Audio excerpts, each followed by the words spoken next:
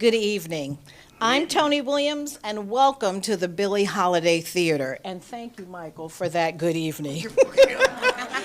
Tonight we host world-renowned panelist Michael Eric Dyson and Dominique Morisseau to present another chapter in Black Theater Radical Longevity panel series. Give a shout out, yes.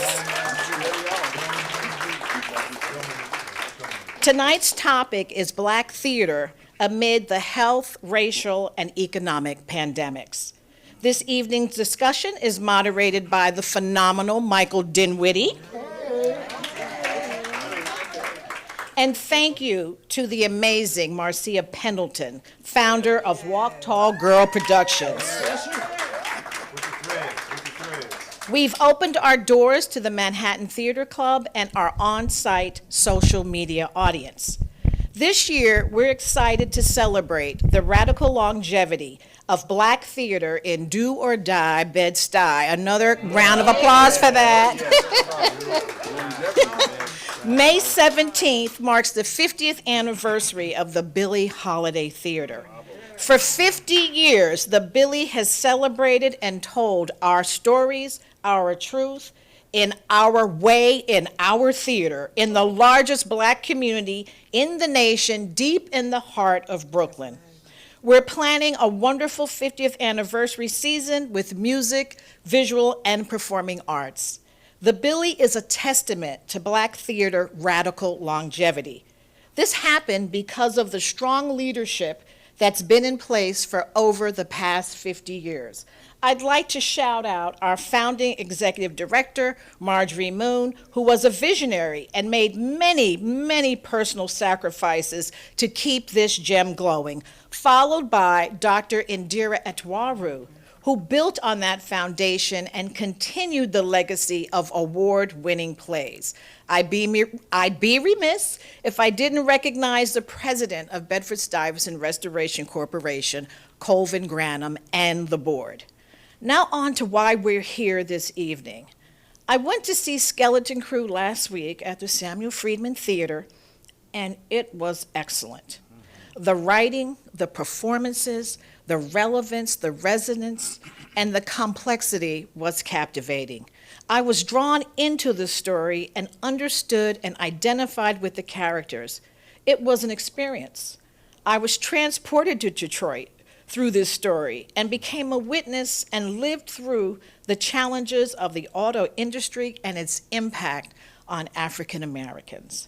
Dominique, Michael, and Michael, I believe that each of you has ties to the Billie, so perhaps someplace in the discussion tonight, if you could please tell just a little short Billie story in tribute to our 50 years, it would be greatly appreciated. So thank you all for joining us tonight, and let's dive into the discussion.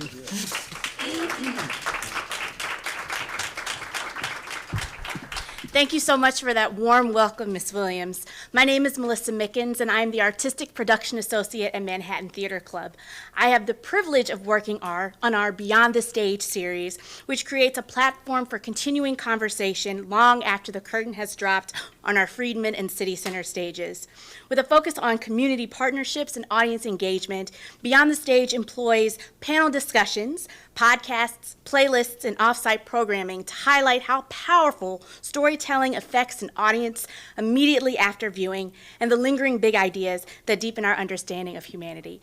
I want to say thank you to the Billie Holiday Theater for partnering with us on this, and that it is the beginning of a long and continued partnership for many years to come. With that being said, I would like to introduce you to Detroiter Michael Dinwiddie, who is the professor at the Gallatin Individualized School of Study at NYU, who is also a professor, composer, playwright, and a pretty great guy. Thank you. He was my teacher. Mr. Dinwiddie, Thank you. The floor is yours. Good day. I'm going to move this so everybody can see everybody over there. And good evening. Good evening. How are you tonight? Oh, good. Okay, right here. I'm going to cheat. So yes, we are all three of us Detroiters here.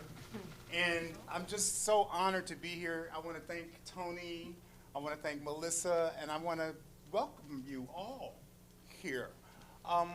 this is an acknowledgement of the fact that the land on which we stand is part of the ancient homeland and traditional territory of the Lenape people and the Canarsie.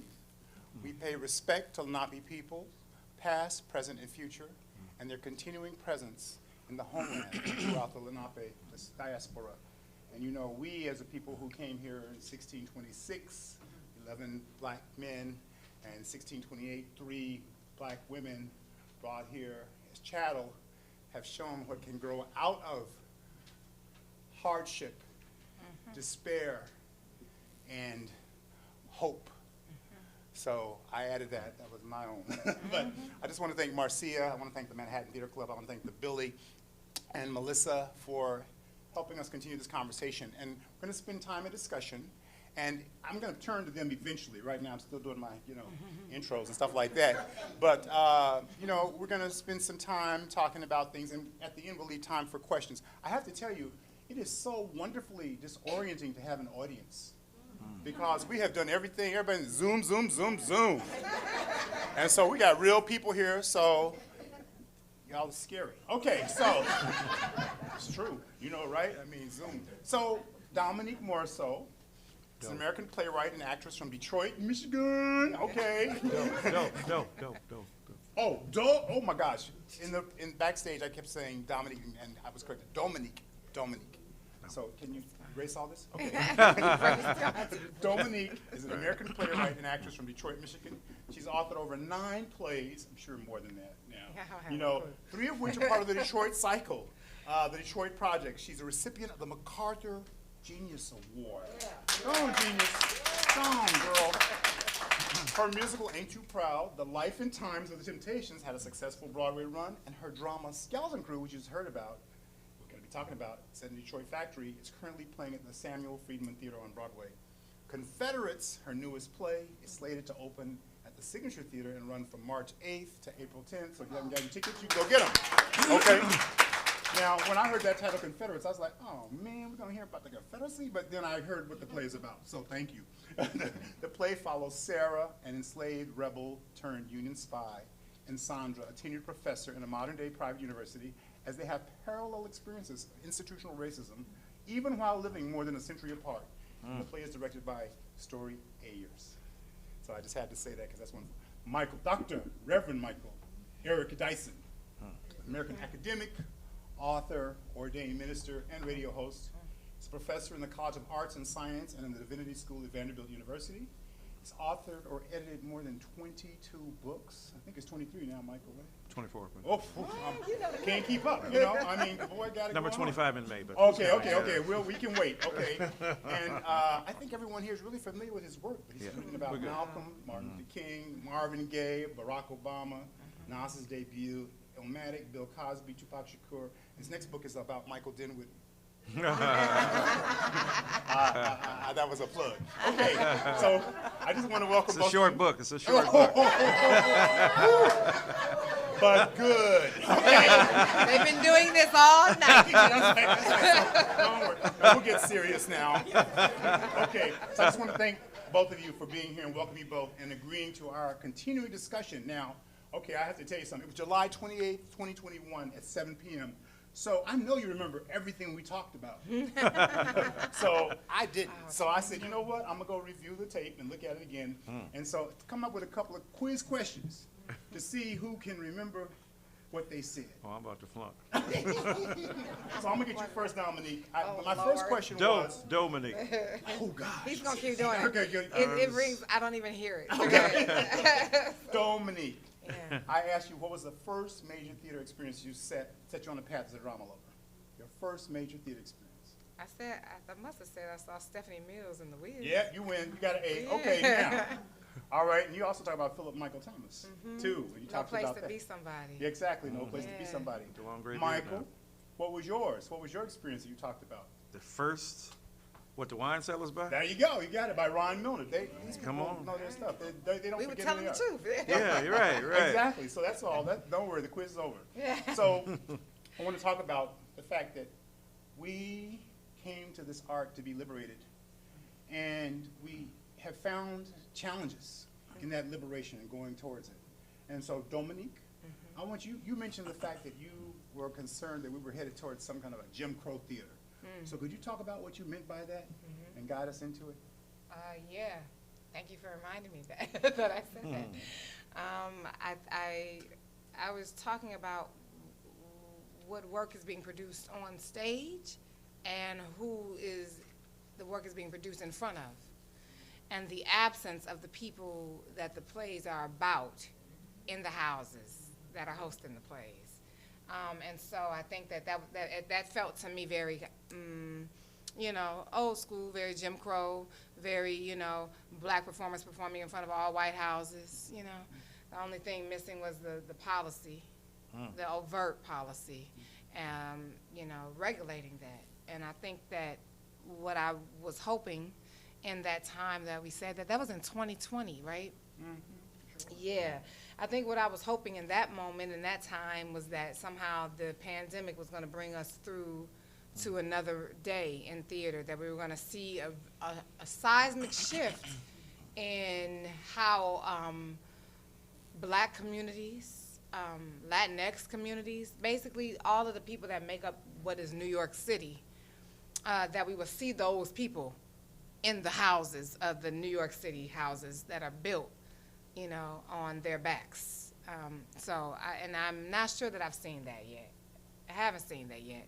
But I see glimpses. I guess the glimpses are what keep me in it. Yeah. Well, you know, since our last talk, we've had 8 black productions on Broadway. And however you want to think of it, this is a new day in terms of our experience as a people. And so, Michael, I want you to talk about your thinking about what's happening with the theater today. Well, it's great to be here with these two extraordinary thinkers and artists. You know, that really doesn't still solve what Dominique said. More plays, less people.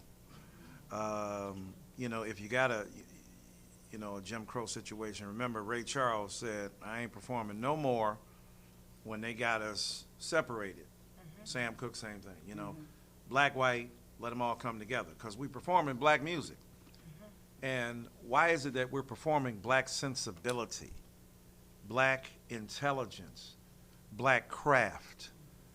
And it's not that we don't want white folk to consume it or anybody else who's non-black. We want everybody to do it. Yes. But we also want black people to be able to see those performances, to engage them, and not relegate it to the gut bucket, but to the echelons that are, quote, elite in American theater, and Broadway is representative of that. That's why it's so important to have the voice and vision of this vital Detroit woman and artist representing such a broad span of, you know, black identity, a broad spectrum of black thought. It's incredibly important. So it's good to have those kinds of voices. And if y'all have been there on Friday night, when the Detroit night, it was lit. And there's something special and specific about Negroes from Detroit. I mean, the Bronx got their thing, Brooklyn got y'all thing.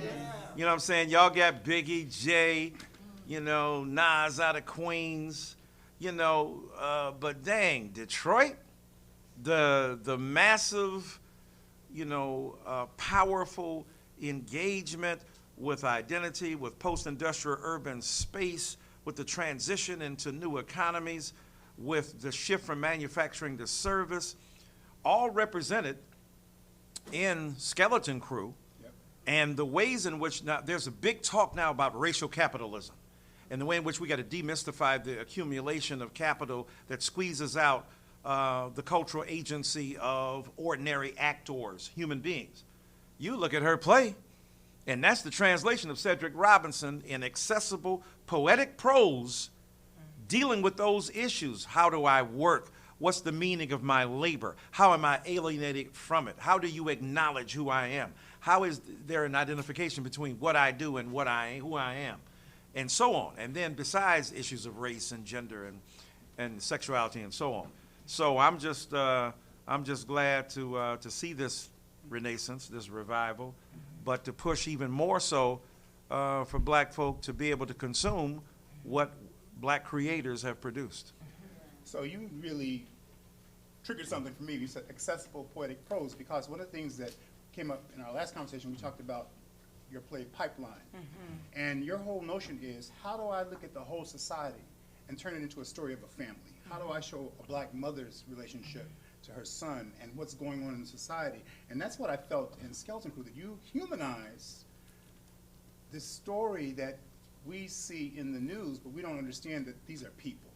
And so I want you to talk a little bit about your process as a writer and how you get to that, because that's not an easy journey to go from concept, idea, to a person or a story.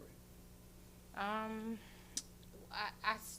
kind of do, I feel like I go macro to micro, you know, like sometimes, most of the time, right? I get like big ideas, you know.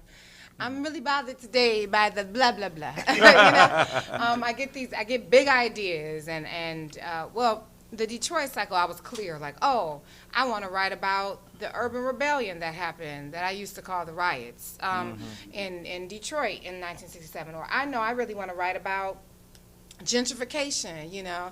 I want to write about foreclosure crisis and the auto industry about to collapse. That's like a big idea.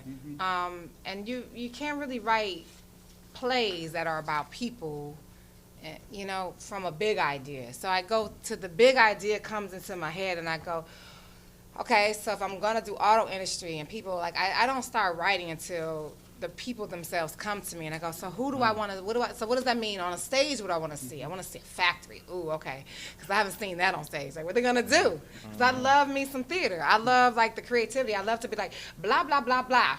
And then somebody goes, we're gonna create that. You know what I mean? And you're like, I don't know what that looks like. I have no idea. I go, ooh, Jay Dilla. That's one of my husband's favorite producers, and he got me up on Dilla. I want the factory to sound like Dilla. I don't know. Do it, somebody. Right. You know? And then I think, what are the people, like, who are the people that I want to see that story told through? And I did a lot of talking to, like, factory workers and UAW members, you know, when I was trying to do research for the play. And I just was like, oh, I got to get somebody, like, I one time rode the subway and I saw these two MTA workers, and they were off work, but they were just riding the subway home now. And there was something about seeing MTA workers going home, you know, like they not working for the MTA in this moment. Right. And it was just an older woman, you know, kind of thugged out OG woman. And this younger, like, she was maybe in her 50s, the dude was like maybe in his 20s or his 30s. And they were just talking shit to each other the entire subway ride. But they were like, I felt like they were family, you know? And I just watched them and I was like, those are my characters. That's in the factory. That's the working class workers. That's who they are, you know? They like, they family and they grimy and they fun and they love each other and they talk shit to each other the entire subway ride, you know? So for me in Skeleton Crew, when I was thinking of factory workers, I was thinking of, like, those kind of people. I know the Detroit brothers, you know, that have one foot out of the street, but they're not street. They're working men. And I think that nobody really knows those kind of men unless they associate them with the streets. But I know those men because I know them as MTA workers and your bus driver, you know? I know them as working men, not just men on the corner. And I know the women. I see pregnant girls, like the same kind of pregnant girls that get on the train or the bus and sometimes get on the train, and if they're a black pregnant girl, they don't get a seat.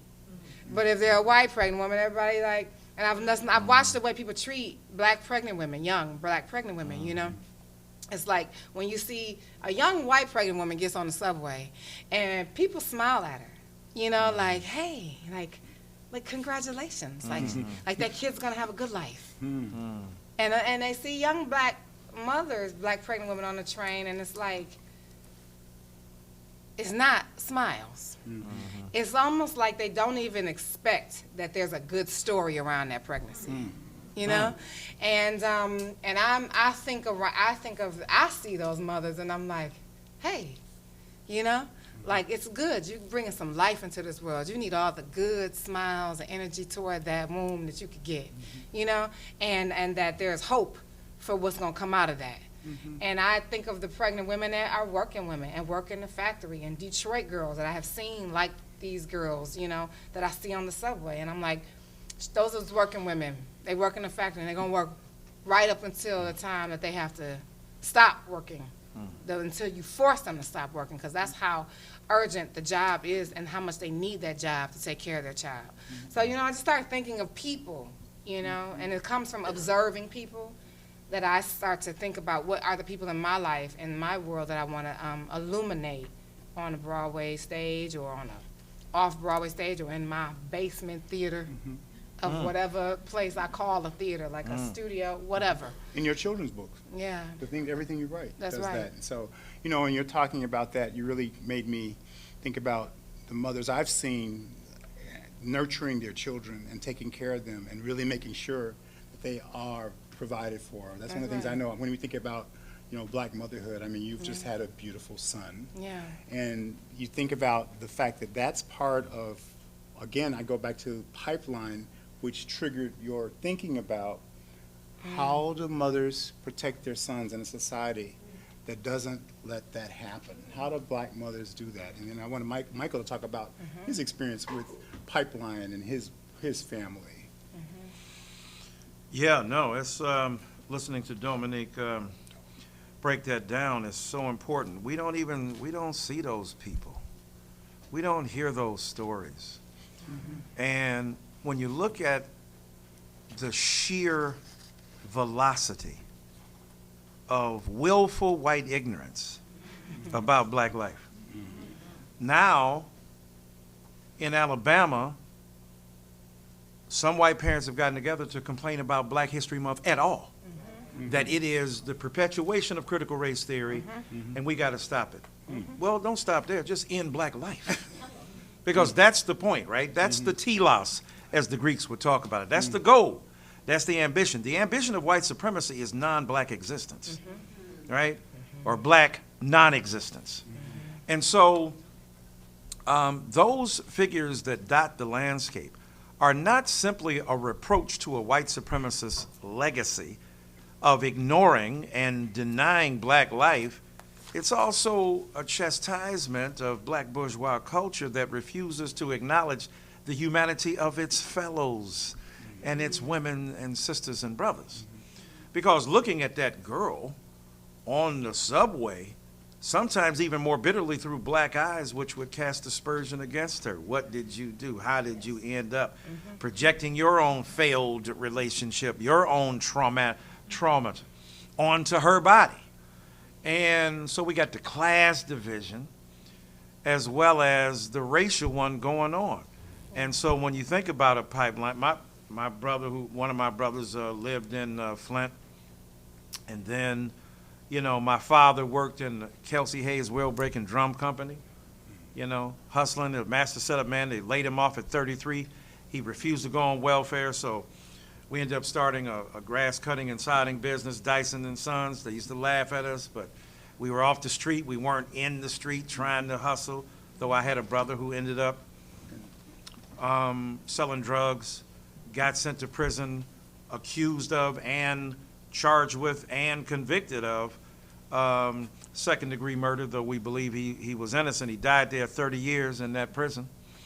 Another brother facing harsh conditions, another one with addictions, 5 of us. So when I got out, when I made it, what did I make? Where did I get out? Those people are with me. That's my family. That's who I am. So when I read or hear or listen to Dominique's words, they are so powerful because they populate in our collective imagination what it is that those Black people are. And as y'all know, real art is more than sitting the camera down and seeing what's real, right? Reality is artifice at the highest level on the stage. You got to condense narratives. You got to recycle beliefs. You got to capture sweeps of information.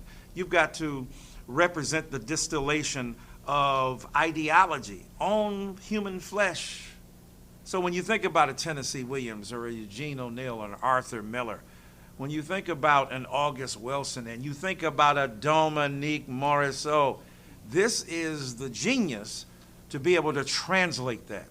And so my family, struggling against the odds in the deeper part of the ghetto of Detroit, against every, every indication of what we would and would not do, my family set up a bulwark of love and of determined resistance to stereotype and to dismissal of dream. And so when I take in the work of this magnificent genius here, it is a reminder of our common cause as black people, first of all, and then as human beings. And it ain't no either or, right? Black folk go to Broadway in films all the time, ain't got no Negroes in them. And we be like identifying with them, like, girls, stop throwing shoes, and no, you didn't. Get out. No black people at all. Because our humanity allows us to identify with whatever you're going through. We see it and feel it. And yet many people don't look at us and see that broad humanity. They do it in segregated sports, right? The football, basketball, because they want to be LeBron. They want to be Kobe, right? But, or be Serena. But more likely, the same kind of negative energy directed toward that black girl who's pregnant, because everybody, with the white girl, it's life. It's beautiful expectation. I identify with you. You could be my daughter. You could be my wife. You could, so we identify with them. The black girl, no such thing. You're probably a welfare queen. You're going to beat the crap out of that child. As soon as that child gets here, you have no, right? And on and on and on.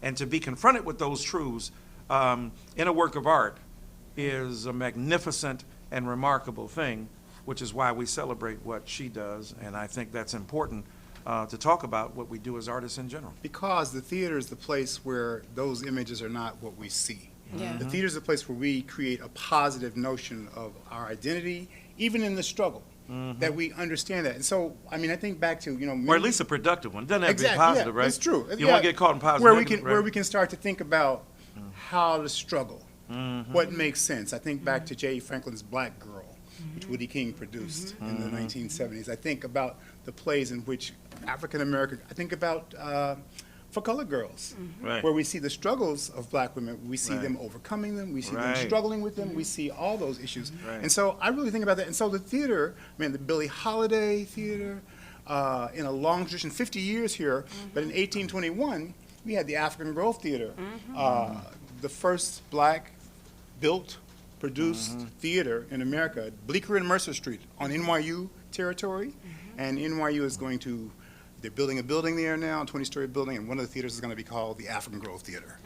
So that is something that we're really excited about, because that neighborhood used to be called Land of the Blacks, because it was so populated. And the neighborhood that was Land of the Blacks was Chinatown, Soho, Nolita, West Washington Square, all that area. That's where the Negro lots were on Lafayette Street. And I say all that to say, so much of our history, we lose it. It gets lost, it gets buried. And what the theater can do for us, and what it offers for us, is a place where we can come together communally, National Black Theater, National Black Theater Festival, all these places, and celebrate all the things that keep us going. Michael, one of the things you talked about before, and Dominique as well, is this idea of our incredible humanity in the theater. And so, Dominique, I want to know, you went to Michigan. Oh, I did it wrong again? Dominique. Thank you. I'm going to let them do He's this. going Delightful. you're like, do you know your name? Okay, it's Dominique. Okay. Yeah. I'm just going to ask you, why theater? What made you go to theater instead of, you were a teacher, you had other occupations as well, you were teaching artists. Why the stage? Why go into this crazy business? That is an excellent question. I don't always know the answer. I don't, I move to what moves to me, Theater took some steps forward to me. I took steps toward it. It keeps taking steps toward me. That gives me an answer about where I belong. And even when it doesn't always step toward me, even when I fight to be seen in it. There have been times, too many in my growing up.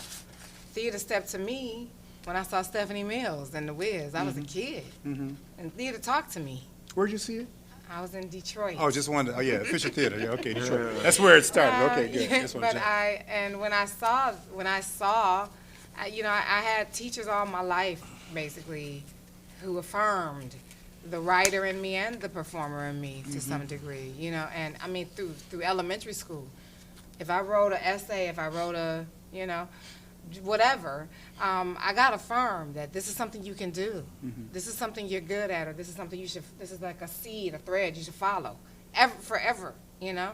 When I was in 8th grade, I was told to follow that seed, you know. When I got to high school, my educator, my high school teacher made that possible, not just for me, but for so many of us, and they were all in the house on Friday night, and one of those additional students was on stage in my show, you know. Shantae Adams, Detroit girl, went to my alma mater and was taught by my same teacher, Marilyn McCormick. Wow.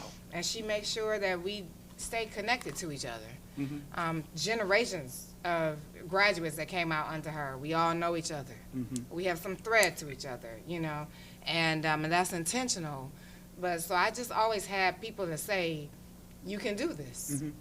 This is a possibility. It's not like, oh, you need something else. I mean, my mother was always a hard-working woman. She's a teacher. She always believed, sure, do that and have a backup job. And I was like, okay, great. I remember I was like 8. And I was like, I figured out my jobs that I want to do. I want to be a writer and an actress. I knew that at 8. I want to be a writer and an actress, and my backup job will be child psychology. At 8, I was like, I'm going to be a child psychologist because I really want to understand kids. You know? But what's so funny is when I wrote Pipeline, so many teachers and psychologists told me it's as if I know child psychology. And I was like, well, I never studied it, you know. But I think it was always going to be my backup job. You know, like, who does a backup job in child psychology? That's not a backup job. But yeah, I had that affirmation. I'll say that. And then there's just something else that happens with theater. I just, you know, theater is in many ways my church. It is, you know, it's a religion for me almost, you know. I just believe it has as much healing properties as any other houses of God. And I believe theater to also has the potential to be another kind of way to receive the word. Yes. You know? And so for me, then I want to be a conduit to getting that word out, you know, and it's not me in a pulpit, but it is me on a platform, and it's not me, it's people, it's human beings, because everyday people are ministers, you know.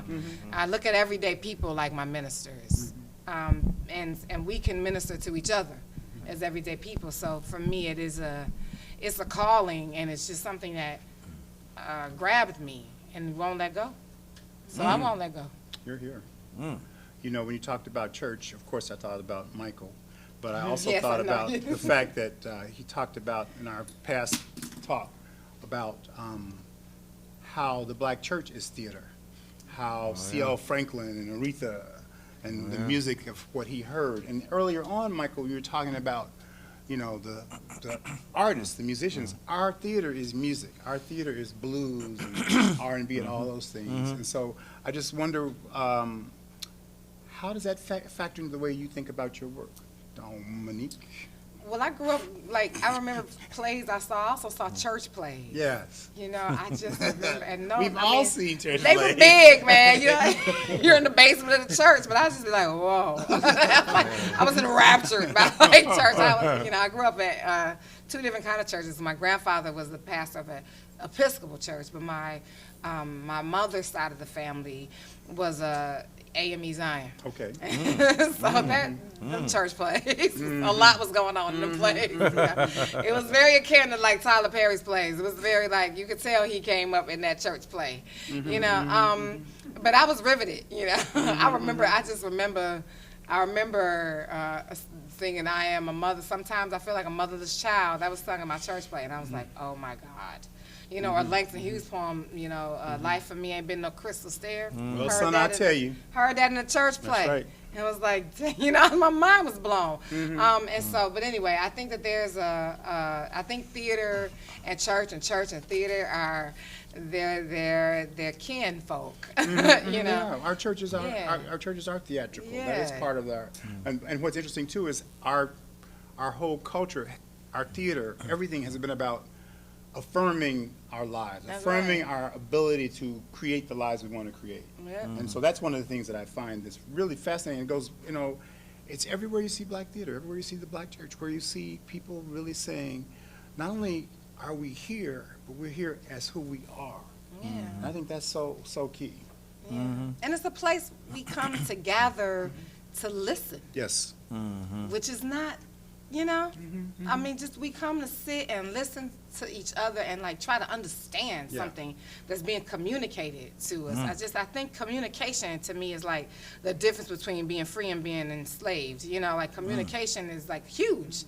And people that can communicate like the depths of their hearts and be understood, that was always my dream. That was my desire as a kid. You know, I just wanted to be understood. I think most people want to be understood. And so theater to me is also a form, a way. I mean, I have to take a lot of hits when I put myself out there on stages. You know, when I put my work and my ideas out there, because I will be often misunderstood and sometimes intentionally misunderstood. Sometimes, you know, like thwarted, like because people don't like my agenda in my work or what they assume is my agenda. So now you hit something interesting, which Yeah. is people call you a political writer. And you don't think of yourself like that. Well, I shouldn't say that. I say you didn't start thinking of yourself like that. Yeah. But I mean, when I think of politics, I think of mama, mama. Everybody thinks we're wrong. Who are they to judge us?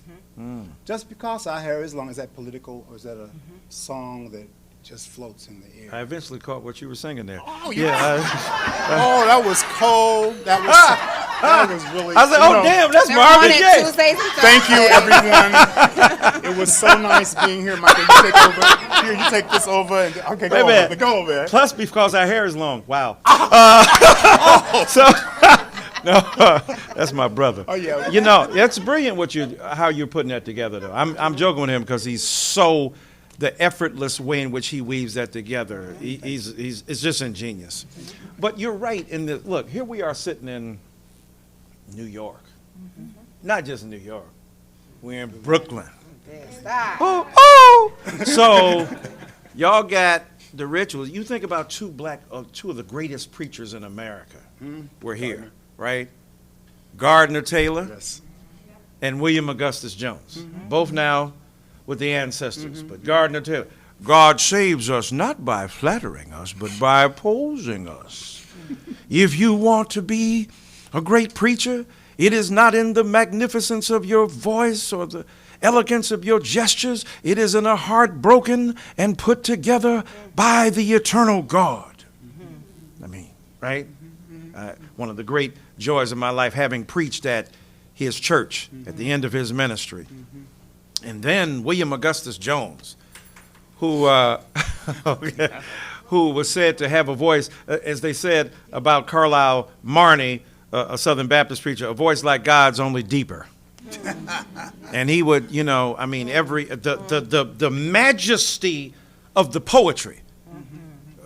The disciples sit after sundown at supper, wondering who's going to be the big shot in the kingdom of God.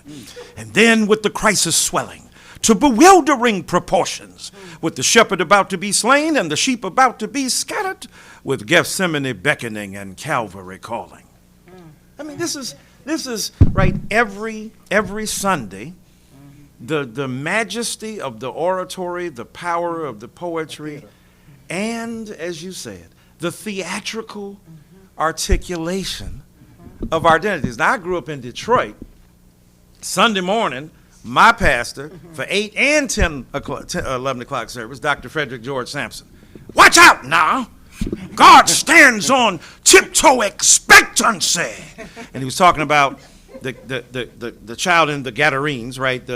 Lost his mind, went into the graveyard. It's all right to visit a graveyard, but you ain't got no business making it your address.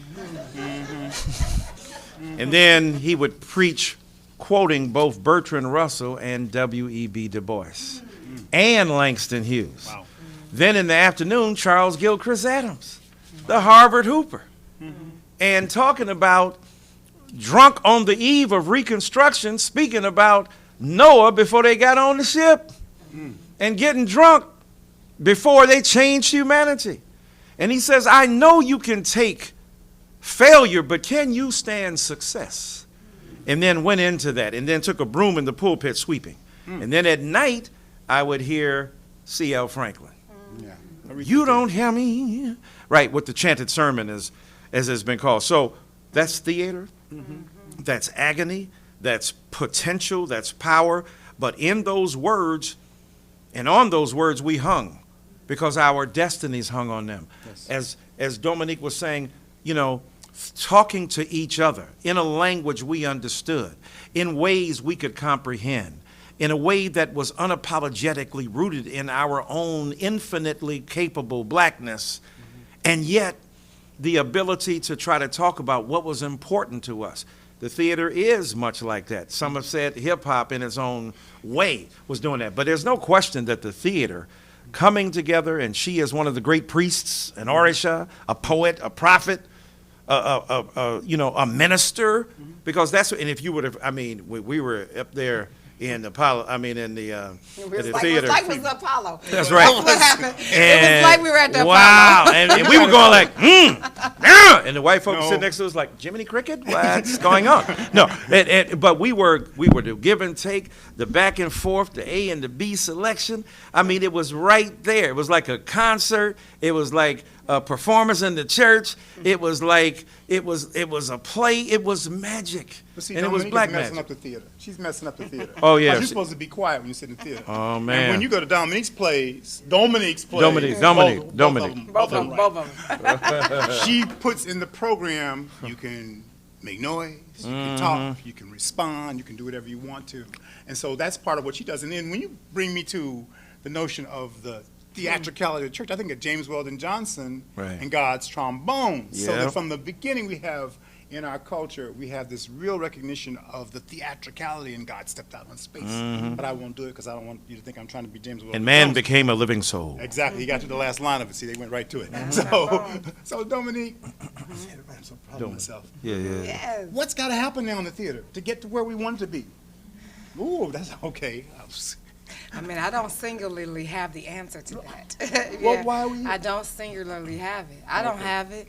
I know the answer actually isn't in singularity. I know that. That's right. I think the answer is in collectivity, and that's been happening. That's been happening. Now, that has been happening over the course of 2020 and 2021. That theater has been pushed to face its white American theater has been pushed to face its reckoning, to be called to task, not only by Black and Latinx and Native American, indigenous folk and Asian American folk, but also by themselves, by each other, you know. But they've been called to task by also institutions of color, Black institutions that recognize them to be co-opting the Black talent of the Black institutions. You know, I say that because, like we mentioned earlier to talk about our Billie Holiday story, but this is a theater that helped me, workshop and develop some of my plays. You know, I have readings of my plays in the Billie Holiday Theater. I've seen many plays in the Billie Holiday Theater, and seen myself reflected on stage and my people reflected off stage. And that is a normative of Black cultural institutions. It's not the normative of white American theater. So those of us who are working, and for me, I have never left Black institutions. I want to say that because there's a practice, or maybe an assumptive practice, that once Black artists, I don't know, make it, whatever that is, you know, because I actually don't define making it like that, but once Black artists make it, that they leave the black institutions that birthed them. But the black institutions, I don't leave them because they don't leave me. I mean, they're with me everywhere I go, and I return, and I send my work there, and I, you know, as black writers, we're supposed to make these decisions about our plays. Like, you know, hey, if you're in Minneapolis and it's the Guthrie wants it, and also Penumbra wants it, you know, or some Mixed Blood or some other theater wants it, you're supposed to go with the theater that can give you the biggest license. And that's what your publishers expect too. Well, the Guthrie wants it. My stuff always goes to Penumbra first. And there's not even, nobody calls me to ask me about it anymore. If it's Penumbra wants it, Penumbra gets it. That's it. And I think my team, that's not easy, because teams will drop you if they feel like she keeps giving us the low ball, she won't give us the thing that makes the most money. You know, there's a balance to everybody, and I can't speak for other people's balance, but my team knows I'm gonna keep working. So be patient. But these are the institutions that build me, and I can never not acknowledge that. So I just want to say that, and I want to thank the Billie Holiday for being among the number of black theaters. You know, and when you say that too, the Billie Holiday was instrumental in helping create the Black Seed. That's right. Millions and millions of dollars going towards black theaters. That's right. From the Mellon Foundation. That's right. You know, with the people who are going to really keep that going, 3-year contributions to theaters, Black Theater Network, other places. Thank you, sir. Thank you. Help me say Dominique, okay? He's like, I can't do nothing for you about Okay, I can't help you with that. So, Yeah. we really, really are grateful to the Billie, and I just think of all the different productions I came to see under Marjorie Moon, under Jackie Alexander, now with the interim director, Sandy Bowie. I'm looking forward to the 50th anniversary celebration here. I know it's going to be special and spectacular. And the Billie hasn't always been thought of as something that would survive in the community. It has had to do that hard work of people in the community really, really struggling to make sure that its history is known. So I want to know, and you're right, we can't come up with solutions right now. But I'll say this. I think there is a solution. And it is to listen to the people who have been making demands all over this field right now, because that's been hundreds of theater workers that work all across this field. They work all over the country in theater to call theater to task, and I can't single-handedly, I amplify every, organization, every activist organization out there, and there's a lot of them right now. There's like, Broadway Advocacy Coalition, and Broadway for Racial Justice, and Black Theater United, and We See You White American Theater, and Black Theater Coalition. Oh, I absolutely signed with. What did that letter say? What was it saying? That letter, I mean, you're gonna I can't spit it verbatim, right? No, I don't. But that, give people an idea. The letter was calling to task white American theater for essentially not walking the talk. Yeah. Essentially not walking the talk. Right. And they were saying that we see you and we're gonna keep our eye on you. And I'm with that. There's I was gonna say also Black Theater Coalition. I just want to name all of the ones that I know of off the top, but there's many more. Yeah, Black Theater Network. And that's Craft. right, Black Theater Network. Craft. I'm thinking of thank you. There's But more. I'm thinking of ones that have formed in response to 2020. Yes, Because that's what we're talking about organizations, That's right. which is different than there's like these activist groups that have formed in response to 2020, in response to theater having its labor movement reckoning, I think, so I'm saying all that to say, I think that part of what the industry needs to do is to be listening to every single one of those organizations and movements and what have you, because they're not all going to speak the same language either. Right. But or if ask you're the same questions. or ask the same questions, and if you're only listening to one, you're not gonna get it. you're trying to pick and choose your Negro, and that's not going to work. That's right. Like that. You have to. There's a whole field out here telling you all of the different ways, and some are gonna say it politely, and some are gonna say it very impolitely, and you need to listen to all of them. Right. I look at that moment like I look at the Civil Rights Movement and the Black Power Movement and just Black revolutionary movements. You're talking about your daddy now. I'm just looking at the different ways in which the language has always been in its own voice, but it's called for the same reckoning. The reason I say that, though, is because I love the story you told about your father when you wanted to go to Fairlane Center to shop in the Dearborn And your father, all the way, Dearborn is a suburb of Detroit that is, in its time was a place that black people were not welcome. And Dominique, in the 6th grade, had to go to Dearborn to shop because that's where the boys were and their friends and everything. I'm mansplaining, I apologize. And her father put on the radio. He blasted, he didn't want to take me to the mall, I just have to say that. But we compromised, so he took me and my friends to the mall that he didn't want me to go to, blasting Malcolm X, The Ballad of the Bullet. So now you know where she gets the seeding of who she is and why this is not a departure from a tradition, a radical cultural tradition of who she is. I just wanted to say that. Yeah. Delivered in Detroit, right? Yeah, of course, Yeah. of course. Yeah. And Fannie Lou Hamer was on one of these programs, maybe in New York, with Adam Clayton Powell. But yeah, you know, it is important to talk about black multiplicity, right? Because we don't want to, on the inside, do what has been done to us on the outside. Yeah. You're the only real Negro. You're the only righteous Negro. You're the only provocative one Yep. and appropriate. Because when you think about the revolution, having written 2 books on Martin Luther King Jr., wasn't a Negro in America as revolutionary as him. This is I don't care what you saying. I don't care what you talking. Because it's one thing to stand outside and talk shit to the white man. And it's another to get inside like Samson and knock down the pillars. And the only way you can get in is because you accept it. right. And then you can kill the infrastructure. That's right.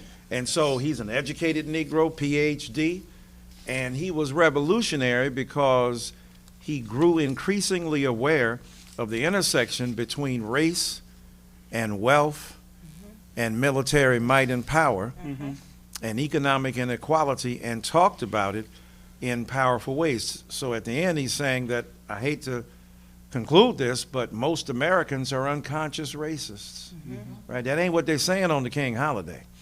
And so Malcolm called him, at one point, the greatest tool the white man has had, an Uncle Tom. But then Malcolm saw how hard it was when he started getting pressure and heat from within the circle from other Negroes. And then he went to Selma and told Mrs. King, tell Dr. King I do what I do so he can do what he does, so they can say if they don't deal with him, look who they're going to have to deal with outside of that. But he also had to repent in a way, and people get mad when I say, look, he calling King a sellout, and yet King is doing the work from within. Can't we both? You work Starsky, I do Hutch. You do the inside, I do the outside. Now, you can't surrender and give up. And just because you outside don't mean you more legitimate, right? Because what you're doing with it. And you might build up a kingdom and a fiefdom of your outsidedness that is antithetical and anti-democratic to the very people who need to be represented. That's right. We've seen that, right? So the power, again, of what this tremendous playwright does and the ingenuity of what Brother Michael does is that, look, this blackness is multifaceted. It's like an ocean. It's too deep for one person to carry it, right? Howard Thurman, the great mystic, said, you can go to the Atlantic Ocean.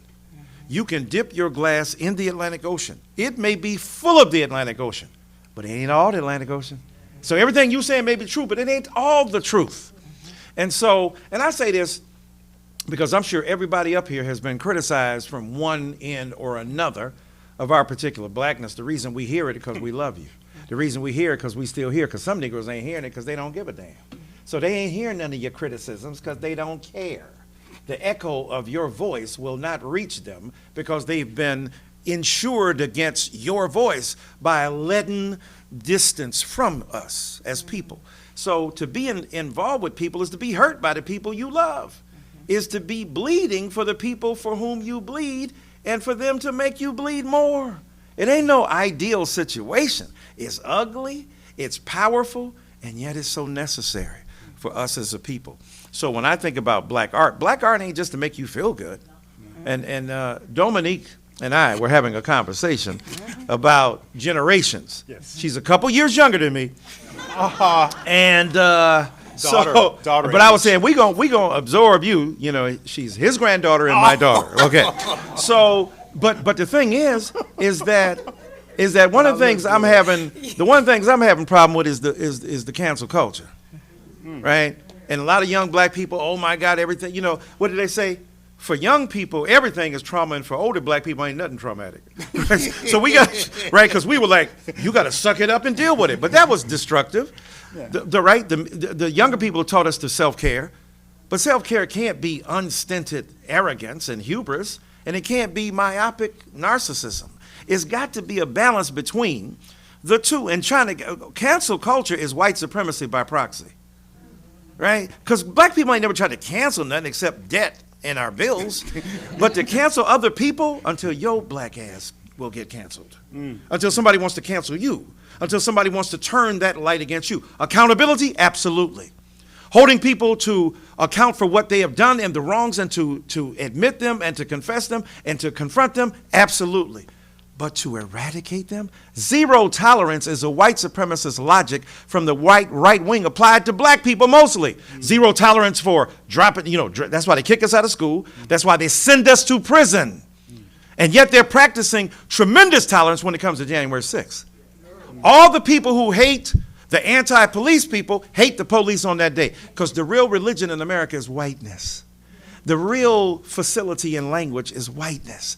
And what she does with her plays, what so many other gifted thinkers and writers do, is to demystify whiteness and to challenge it and to say that that ain't the case. The great philosopher Beyonce Giselle Knowles said that it has been said that racism is so American that if you challenge racism, it looks like you're challenging America. Don't we see that going on right now? White folk can't distinguish between our challenges to your white supremacist distortion of the Constitution and the Constitution. You ain't got no copyright on that. So black art at its best not only holds up a mirror to black people, it holds up a mirror to America and the world to grapple with who and what they are. I just want to throw. Well, I'm going to add to what you said, but I'm going to add your words to what you said, because in our last conversation you said, and I quote, talking about black art, it conjoins both the internal dynamics of artistic production and imagination with the opening up of spaces of reflection that cause us to see the beautiful, intimate rituals of black sustenance that mediate our humanity. And you go on to talk about how we gave all people an entree into humanity by forgiving them enough to include them in our prayers for their peace and our art that opposes them. And then you talk about the fact that rage is nothing but joy and hope turned inside out. Now I'm preaching like you, right? But rage is another way to spell love in our case. Right. But we are here. We are here filled with this spirit. And the thing that makes the theater so incredible is it's a communal space where we struggle with these things, where we confront them. I think of all the writers. I think of Charles Fuller, and I think of Philip Hayes Dean, and I think of Katoria Hall, and I think of, we can just name them all. We all have the writers. Ron Milner, that's right. And coming through, all of the people I've named have come through African-American institutions in terms of their work. And it's so vital that these institutions continue to thrive. And finally, there's a recognition that without Woody, without the Billy, without the penumbra, we would not be where we are in America artistically. And when you think of the fact that Lloyd Richards nurtured August Wilson at Yale, at Eugene O'Neill, but he had to have that protection. But remember, August came out of Pittsburgh and came out of a black theater tradition with, so when you really connect all that, Vernell Lilly, and the company there. I had to name her. I had to say it because these names don't get known because our history is not recorded in that way. That's why it's so important that we understand we have a long history, 200 years plus, of the first theater in America, African Grove Theater. The William Brown wrote a play called King Shadoway's Rebellion, talking about blacks rebelling against a slave system in the Caribbean. I mean, this is 1821, so you can see why our theater and our artists aren't heard. Oh, yeah. Because that's not supposed to be. We're not supposed to be angry that we're enslaved. We're not supposed to be writing about it and creating something different. But then you have the story of how do we then deal with black excellence, and the way we had to do it in the past was leave.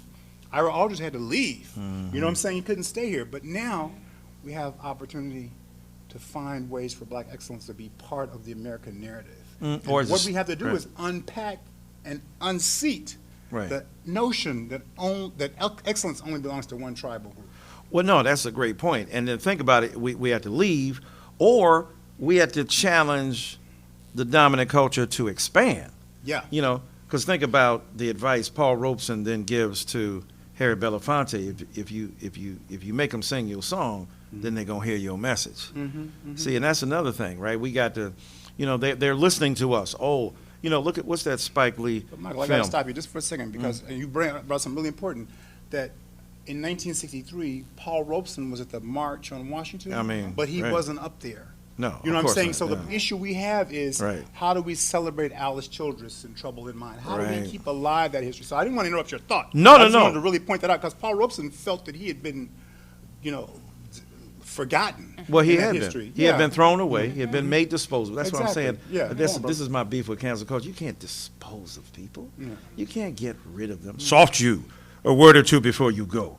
I have done the state some service, and they know it. And when you speak of me, speak of one who loved full wisely, but not too well. This dude's speaking 7 languages. Yes, baby. You know what I'm saying? Can sing. Got a law degree from Columbia. Played professional football in 1919. Got turned down from Princeton. Right. Right? Went to Rutgers. I mean, my God. And you know who arranged the scholarship for him at Rutgers was Lena Calhoun, Lena Horne's grandmother. So our families, the our intimate culture, webs, yes. right? So the point is, we can't afford, right? Unless there's some egregious examples, and we got some, Clarence. But egregious examples of people who have just sold us out to a degree that's just unconscionable. But there are multitudes, and when Miss Dominique said about it ain't singularity, That's right. because ain't no one person got the answer. We have to come together, and you got to be satisfied with all black people ain't gonna see what all black people see. And everybody, you know, to me, the myth of that we all got to be unified, you ain't gonna never. Well, I'm gonna be presumptuous here. I'm gonna say I ain't gonna never get down with Clarence Thomas. He gonna stay black till he die. I'm gonna be black till I die. We ain't got to be unified because we ain't on the same unity bandwagon. That's right. So our blackness doesn't have to be tethered together. Right. I think his is destructive. I think it is self-defeating, and I think it is self-hating. But having said that, that doesn't make him an illegitimate black person. Right. It makes him a black person with whom I seek no company. And so we don't have to all be together. Just a few. Civil rights movement, a few. Most black people weren't involved in the marches. They couldn't. They And had to they go to work. dogging young people. Now, you ain't doing nothing. Okay, mama, show me the picture of you on the Selma Bridge. I'm just curious, right? When you ask most Negroes, they were not physically involved. going to work. But His approval rating was low before he died. come on. And not only was it low, absolutely right, that the point is that people did do, as I hear Michael indicate, people did what they could. I can't march, but I could cook you some chicken, right? I can get I my can't be at the children NAACP, but I could sure enough provide you a space up in the church, or I can give you 3 cars from the funeral home to be able to do what you got to do. So black folk pitched in where they could. So I'm not demonizing that, but what I am saying, when I hear all these people, Jesse Jackson ain't, Al Sharpton ain't, first of all, you ain't doing what they doing. You ain't making the sacrifice they making, regardless of what you think about them, right? Because you don't even know Jesse Jackson and the greatness and the depth of what he has done, despite you know him by his what? Sins and flaws and his recent evolution. You don't know the depth of what you do is resting upon what he did. But my point is that most people did not physically get involved in the movement. Most black people didn't participate, but all black people benefited. So that kind of recognition, I think, has to go a long way for us to understand the sacrifice and the contributions that those leaders and some of our artists make. And what we have to do with our artists, before you say, Yeah, we got to yeah. say, I was going to say, we have to understand how to support them, Yeah. when and how to be able to do the Right, things right. that go around them. So Right, Well, right. I want to say something that I think, Reverend Dr. Dyson was touching on before we kind of moved past it, but before talking about cancel culture, Right. we were speaking on trauma. Yeah. And I think that there's, and I don't think that they're distant strangers from each other, those two cultures. Right. I believe in accountability culture. I want Yes. to name that because Yes. I believe like any culture, something got created for one thing and then it changed. Right. I think people who had no voice and who felt like they were constantly seeing things go without accountability, who are used to being abused inside of institutions and inside of just a culture, frankly, and seeing no recompense, no restorative justice, nothing. Right.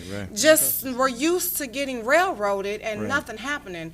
Have the power of their own media as opposed to the power of the media that exists in establishment to speak out and use their voice, right? And so I don't want to untrain the everyday person from speaking their truth out loud. That is not the same as what I think has become mob mentality or the criminal courts of the streets, right? Because I think the criminal court of the street is originally seeking a kind of justice that is not finding inside of the justice system. But then the criminal court of the online streets has become a more aggressive and a more biased system than the criminal justice system that we're trying to dismantle. No doubt. And so because at least in the criminal justice system that we are actually trying to dismantle, there is scale to crime. And in the streets of social media crime, there is no scale. Every punishment is death. And so because we know in a AI kind of world where there's cryptocurrency, like your online life is almost more valuable than your actual life.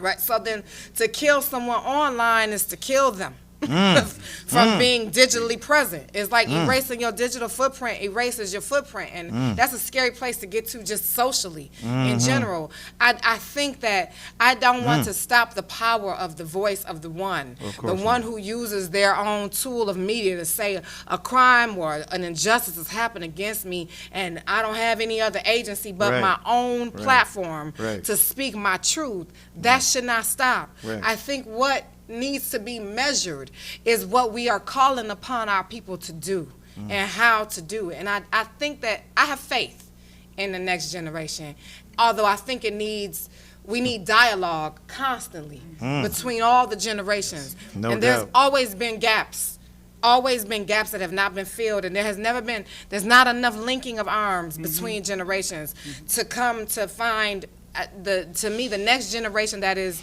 right now the rebel generation, because every young generation is the rebel generation.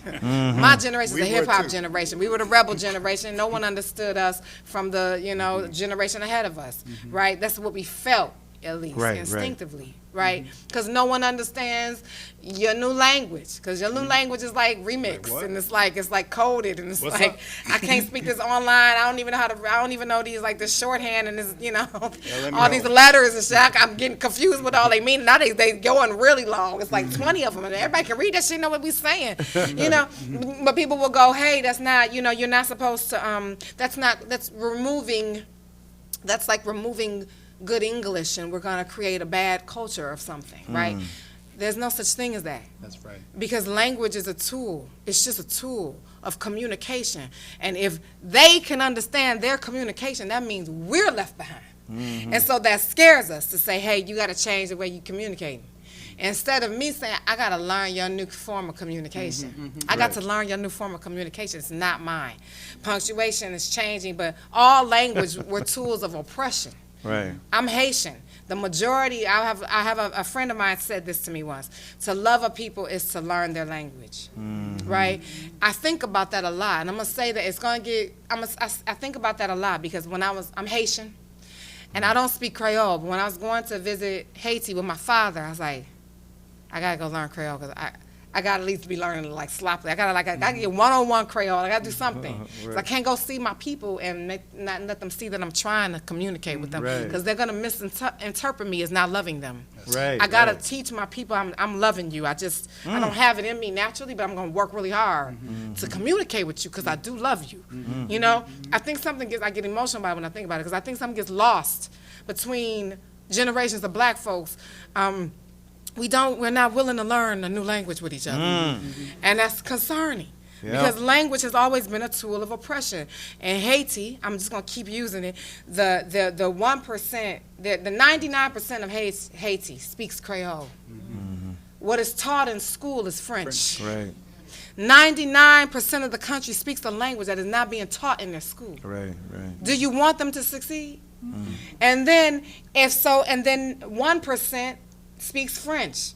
the 1% that rules the government speaks a different language than the 99% of the people that you ruling over. Then you don't love the people that you governing. That's a problem, right? To me, to love a people is to learn whatever your new language is, because that new language will be the word of the day. And the only reason I don't want to learn your language is because I don't want to change. I'm not willing to give up what I'm comfortable with to embrace you, even if you tell me that that's what makes you feel safer.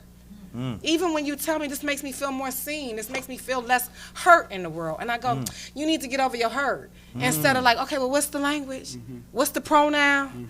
What's the new status? You don't want to be this, you want to be, now we don't want to, you don't want to be BIPOC, you want to be global majority, you want to be PGM, you want to be people of the global majority. Call you whatever you want to be called. It's going to change anyway. It's going to change in 10 more years. It's going to be a new phrase. I don't care about the phrase. I care about the people. You know, inside the phrase, I love you. I truly love you. So I feel like there's a gap. And to me, I want to bring it back to the, because I know we're talking about the art. There's black trauma now, right? Like everything is black trauma. All storytellers get plagued with the black trauma. If I get a moment of crying, if death happens in my play, if somebody got some shit to overcome, black trauma is going to be put on that by the generation. Trauma porn. And trauma porn, but this is trauma porn. I'm like, oh, I think there's a gap. Yeah. I think there's a gap.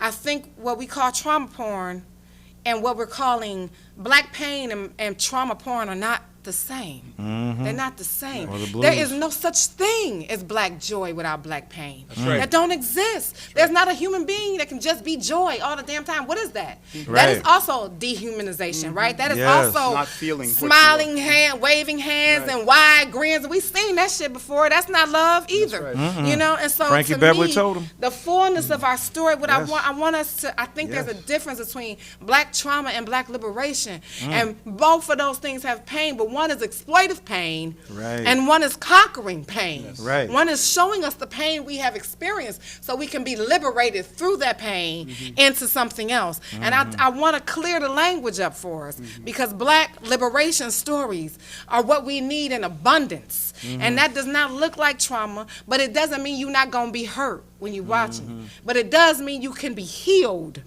when you're watching it. And so there is, we're not going to get to healing if we can't confront the hurt That's right. that we feel and that we cause each other, right? So I too, thank you. So, I want to see us have that in our stories. so what I want to say is that a couple of things you talked about, our time is up. Yeah, I know, sure, of course it's up. But It's what I like want to church, say, it's but what I want to responsive. say is, in your play, Skeleton Crew, the generations do deal with each other. They So definitely you're do. already doing what you're They saying. absolutely do. There is trauma, but there's also healing. There's Absolutely. also sheltering and taking care of each other. And so that's what we get with something that someone sees as a destructive act, Yeah. but actually ends up protecting the next generation. We see the sacrifice of the generation that went before. And so, and all those things are there, the things you're talking about. So this is the moment where I have to just say, thank you, Thank Dr. you. Reverend Michael. Can I just say Dyson. one thing just to add because I have of the to let you, brilliance? because otherwise it'll hurt me. No. I mean, that's so profound. Yes. This homiletical ingenuity that we just heard is so powerful, right? And I think about as almost as old as you are, as I am, but when we're both in, you 54, I'm 58, Right. 70, so we got intergenerational connection. No, I mean between Born me in and you 54, and her, 50. Okay, thank you. right. So, but the thing is that I think that's so important in terms of the language, which I've written books on Marvin Gaye and Jay-Z Right. and Nas and Tupac, right? And black women, right? Not only the age gap, the gender gap, Yep. the sexual orientation, writing about that, and so on. And that is such an important point to make, that we're not dismissing the legitimacy of people's languages and the forms they take. I think of something that Lil Wayne said, I texted Bonics, but I talk, right, in a different way. And so people are multilingual, even within the same language. Yep. They're multilingual, code switching, speaking according to situations. So the brilliance of what we just heard is a word, as they say, on this Sunday, not having gone to church, and to Well- hear Reverend Dominique Dominique. Morisseau, Reverend Dominique right, Morisseau. is so Get it important. from the Reverend. We're not gonna so pass darn the plate. important. We're not gonna pass the plate. No, we're But we gonna wanna pass the thank plate, you. dog. No, We gonna, you We messing want to up thank now. you so much for being an audience that gave us this incredible energy, and we want to thank you, Michael and Dominique, for being amazing. Thank you, sir. Thank you. Thank y'all. Thank What? y'all. What are you saying? Yeah, Oh, we get questions. Oh, we get questions. Oh, we can do questions. Yes. I thought we didn't have time. I thought, Okay, yeah, good, we gotta wonderful. get some questions. They've been here all So night. give us the questions. Oh, yes, sir.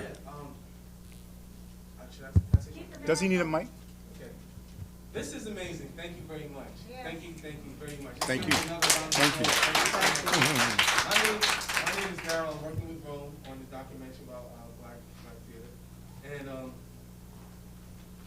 I go out in the street and I do interviews with people. Mm-hmm. I'm a journalist by 20 plus years, but sometimes people come to me and I realize that it's sometimes it's either something about them that I see that there's a reference that makes me want to talk to them, or there's something about me that makes them want to talk to me.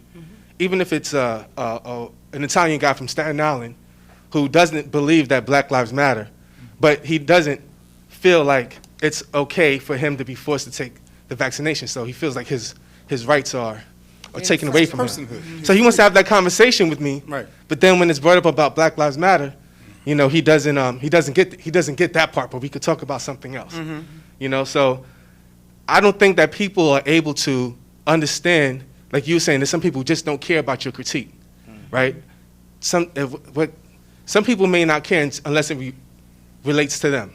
Like Black lives don't matter, blue lives matter. Because blue lives matter because someone was mad and, you know, shot one of you guys on the corner around over there in Myrtle. So you have a question? So my question, Yes. how do you reach the people that don't care? Or is that important for you? I mean, I could answer it by just saying, you know, I don't think that I can stop for the people that don't care, because then I would never, if I waited until they care to continue to tell, to do the work that I have to do, I may never finish, you know, right? I can, so I can't spend a lot of time with the people that don't get it. I can only spend time with people that seek and that seek, that are seeking something, right? Like we're in discovery together. That's Yes. cool, you know. But if you've made your mind up, I don't have anything to say. You know, I will hope for you that maybe something can illuminate that in your life to shift your mind and your thinking. But I also hope for me in my work, that the work itself, maybe you'll get exposed to the work. I mean, that's the reason why I write. It's not so I can exhaust myself personally with people that don't think like me, but it is so that I can offer another way of thinking to people who have not thought like me and may get open by seeing the experience played out for them as opposed to just a conversation. If you can see on the lives of these black bodies how fragile they are, then maybe you will see yourself in them whether you're black or not. You know, but it's the art is the only way that I can have that dialogue without exhausting myself and harming myself in the process. So I choose to do it through the work. You're so passionate about it. Yeah, yeah. I have a question. Yes, please. When you started your conversation, you were talking about Broadway as the elite space for black theater. And I started thinking about the Billy, because we're shifting our idea from just theater access for our community to world-class art for our community, because that's what our community deserves. So can we become something like the Billy, a destination for theater, not just to at that place where you want to premiere your work, as you do with Penumbra, instead of going to the Guthrie. We want to see that happen. But I think that may take a shift in our thinking about where world-class theater can be presented. Absolutely. And why do our National Black Theater and all of the theaters, they're wonderful for readings and all of that, but why not as a destination for them? Because that's what the Billy aims to be, world-class theater in the community, for all communities, but world-class theaters for us. So how do we make that shift in thinking that this is a nice place for people to see our stories, our truth, and near us in our community, to a destination for that?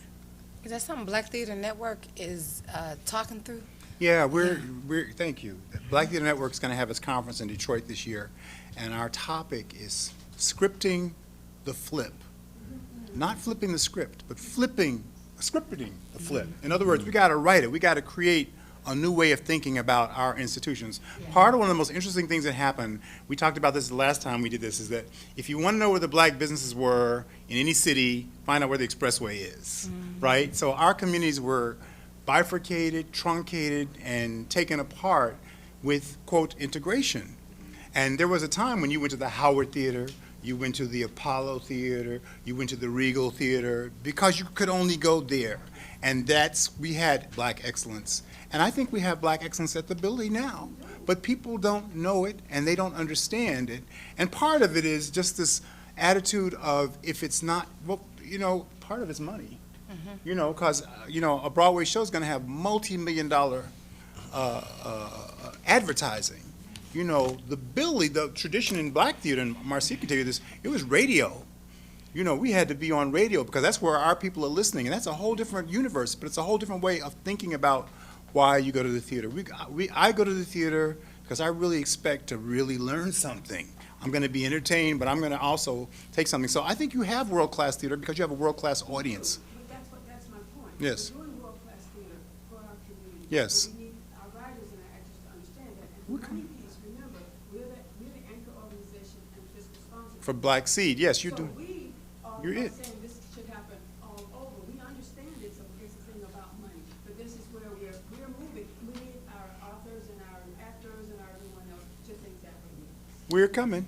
Yeah, I think so. I think it sounds like it's about communicating, like, for that desire and that need to getting that message to those people. And that could look like a lot of things, but I would think maybe one of it looks like engaging the black writers out there and saying, how are you submitting your work, and how do we get you to submit your work to this institution as a part of that? Because I don't think that everybody knows. Most of these people their work is being done through agents. Right. Their agents are not saying go to the Billy. So I think they need a direct conversation about where to send their work. But I have to talk about, I say thank you. Yeah. Black geniuses, because that's our theme, 50 more years. Yes, ma'am. And this is an event that I'm so appreciative of the genius that you brought to our. Thank you. thank you. Thank you. Likewise. Melissa, Thank you. You want to? Here she I comes. have a question from Carl Skinner, who's joining us on Facebook Live Okay, right now. okay. His question is, why is there such a rush to have so many black plays on Broadway when many, many black people can't afford Broadway tickets? Yeah, I don't know. Well, I do know. I can tell you the tell it. answer. You can tell it. I can tell you the rush. The rush the rush has nothing to do with any of the people in this room. The rush is about institutions cleaning up their image, and but it is also about them being called to task and trying to answer that call, whether answering it the best way or the most thoughtful way or not.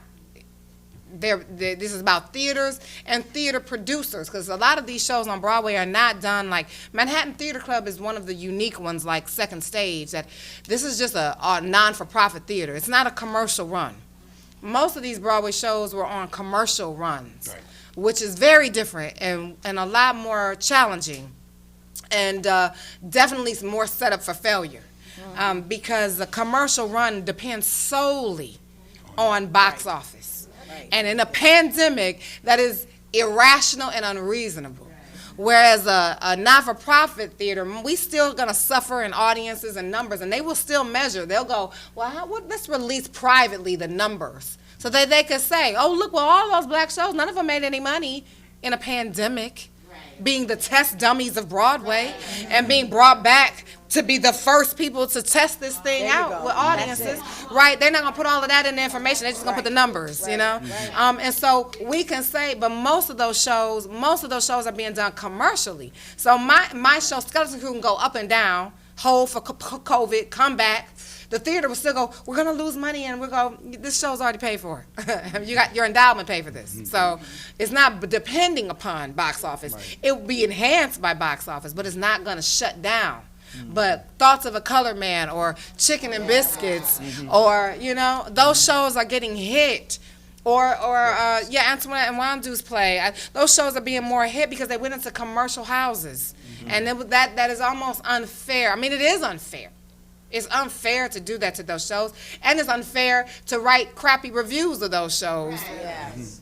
That's completely unfair to do in a pandemic and to be that myopic when it comes to these works being tried out for the first time. And black writers on Broadway for the first time, almost always we get canned. Almost always. But you hit something really important when you talked about the notion of the review and the reviewer, because, you know, the critic comes from a particular culture. And a critic can even be of your tribe, but come from a different culture than the one you're writing for or trying to create for. And so I think that one of the things we've been confronting over the years, National Black Theater Festival, Black Theater Network, is how do we develop a critical audience, critics who can help move forward our theater, who come, when they hear your voice on stage, they don't go, ooh, she's not using the English I would expect of someone who went to University of Michigan. Instead of understanding you using the voice of your family, of your culture, of where you come from. And so I think that's really one of the really big challenges we have of having cultural and critical literacy as a people. Even. I would even say that. I would say that I want my audience to be willing to understand that you may hear something different or something outside of your experience, but I want you to critically think about it. Not just go like, oh, that's not what, I don't agree with that. You know what I'm saying? And I think Andre DeShields talks about this notion of cultural literacy. I think that's a really important idea, too. And the point that, one of the great things about the Billy is I can afford to come to the Billy. I can afford to come here. I can afford to go to the productions at New Federal Theater. I can afford it. So part of what we have to do is, and what you realize, too, in the 70s and 80s, we were all going. These theaters were packed. Woody King, his theater was packed where Colored Girls started. So what has happened in the culture that we think bigger is better, that we don't, if we don't see it on television, we don't think it's worthy of our seeing. And so part of it is, again, cultural literacy. We have to raise ourselves and our children to say, these are the institutions that we want to support. And I'm going to go. And then the last thing I'm going to say, which I think is hysterical, this director named Peter Sellers said, big deal director, and he came to talk. He said, you know, theater is like baseball. You got 9 innings, and some is good and some is not good, but you stay in the game. You don't leave. You don't say, I'm never going back because I saw a bad play. You have to really have a consciousness of wanting to be part of the experience. And so we're the theater, I don't want to say the theater geeks. I was going to use that term. I'm sorry. But we, the people, we're going to be in it no matter what. And you are too, because you're here sitting on a Sunday night listening, talking about the theater. And there are a lot of us who would be here if we understood that we are welcome here. Yeah. And also, I don't know what's going to bore you today and excite you tomorrow. Same play. Yeah. You can see it today or tomorrow, be like, I didn't really like it. You fell asleep. How do you know if you liked it? You don't know what happened. Maybe if you stay awake next time and you see the whole thing, you might be like, by act 2, you know? That's right. Something really hit, or maybe not, you know, but it's okay. I think it's also, I just want to see, I want to see us get more critics of color, obviously. I want to see more black critics, but I also don't want to be, the slave to nobody, black or white. Well, I don't want to be anybody's slave. Right. I don't think that critical review and how it impacts theater should be that. That's a fraught relationship. Yeah. Nobody's opinion of your work should kill the potential of your work for the future. Amen. That's all. I don't want to see that happen anymore. I want to see us have a very thriving, successful community of theater. You gonna like these people and you gonna like those people, and that's all good. Hey, I'm being told we're done. Yeah. Thank you so much. I really appreciate it. Thank you, guys. Thank you. I love you. Thank you, guys. Thank you. Thank you, for this. Dominique. Thank you, Dominique. Thank you, Michael and Michael. Thank you. Thank you so much. Thank you, Eminem. Oh, you're always in between us. MDM. MDM. All I'm the right. and. I'm the Eminem. So where's the food?